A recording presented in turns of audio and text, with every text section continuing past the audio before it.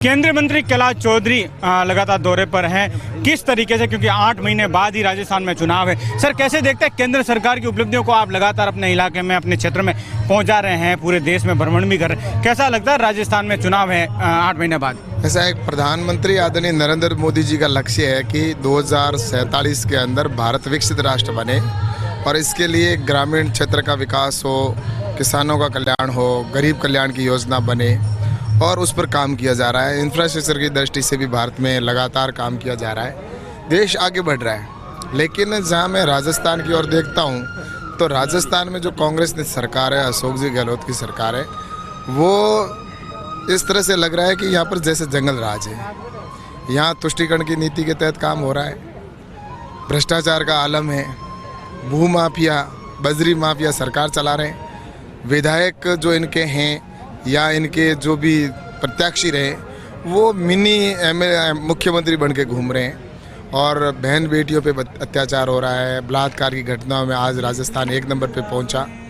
तो ये देखकर लगता है कि राजस्थान में एक तरह से जंगल राज है और इसलिए जनता ने मानस बना लिया है कि कांग्रेस की सरकार ने झूठे वादे किए थे, किसानों से भी झूठे वादे किए कि हम संपूर्ण कर्जा माफ़ करेंगे और युवाओं को कहा था 3500 रुपये बेरोजगारी भत्ता देंगे। लेकिन वो झूठ मूठ की सरकार है और अभी भी जिस तरह से राहत शिविर लगा, राहत नहीं आहत शिविर है। अगर इस गर्मी के समय के अंदर कौन सा वो वहाँ पर राहत दे रहे हैं? अगर उनको काम करना है तो भारत सरकार की तरह ही सीधा लाभ दे। आज किसान सम्मान निधि का पैसा है तो कौन सा हमने उनको कई कैंप लगा कर दिए। आज जितने भी कृषि के विद्युत के कनेक्शन हुए हमने कहीं कैंप नहीं लगाया, प्रधानमंत्री जी ने कोई कैंप नहीं लगाया। लेकिन यहाँ पर काम भी नहीं करना और कैंप लगाकर जनता को परेशान करना, ऐसा राजस्थान में चल रहा है। और ये चुनाव के समय में जो झूठे वादे किए उनको अब कैसे वो वादे पूरे हुए नहीं, इसलिए जनता को गुमराह करने की कोशिश कर रही है। लेकिन जनता बहुत समझदार है राजस्थान की और आने वाले समय के अंदर जवाब देगी।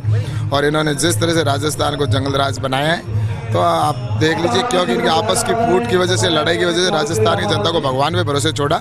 लेकिन अब चुनाव के अंदर जवाब दे देगी और राजस्थान में आने वाले समय के अंदर पूर्ण बहुमत की सरकार बनेगी, 180 प्लस सरकार में आएगी। और इनके तो एक कह सकते हैं कि फॉर्च्यूनर में बैठकर सवारियां जाए, इतने लोग पहुंचे तो बड़ी बात है कांग्रेस को। किसानों को लेकर क्या कहेंगे? केंद्र सरकार की योजना और राज्य सरकार की योजनाओं को देखें, किस तरीके से देखते हैं कि किसानों के लिए ज्यादा किसने काम किया? आज देखो कि किसानों के लिए आज किसान सम्मान निधि योजना प्रारंभ की भारत सरकार ने कि किसानों की इनकम बढ़े, किसान का सम्मान हो। तो आज 2000 रुपये के हिसाब से किसानों को सम्मान निधि दी जा रही है। एग्रीकल्चर इंफ्रास्ट्रक्चर फंड के 1 लाख करोड़ का प्रावधान किया ताकि गाँव में इंफ्रास्ट्रक्चर पहुँचे।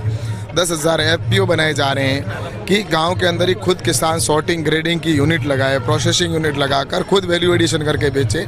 तो एक तरह से FPO बनाए जा रहे हैं। तो सरकार की ओर से तो लगातार प्रयास है भारत सरकार की। लेकिन राजस्थान के अंदर जहाँ देखे कि अगर किसी का किसान का नुकसान हो गया फसल का भी, तो समय पर गिरदावरी रिपोर्ट नहीं बनाना, किसानों का क्लेम है तो वो भारत सरकार देने के लिए तैयार है। लेकिन राजस्थान की सरकार जानबूझकर उनके कामों को अटकाना, या फसल बीमा है तो वो भी समय पर गिरदावरी रिपोर्ट नहीं बनाकर देना।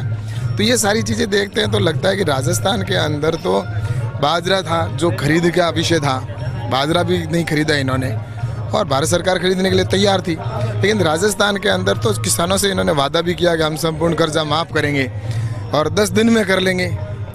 और अब वो घूम रहे हैं, उन्होंने किया नहीं। तो ये जनता की किसान विरोधी सरकार है राजस्थान, और जो केंद्र सरकार की योजना है वो भी नीचे तक इम्प्लीमेंट नहीं कर रही है। तो यह है केंद्रीय मंत्री कैलाश चौधरी, जिन्होंने साफ तौर पर कहा कि आने वाले वक्त में भाजपा राजस्थान में सरकार बनाएगी। Lunaram, first India news, Jalore.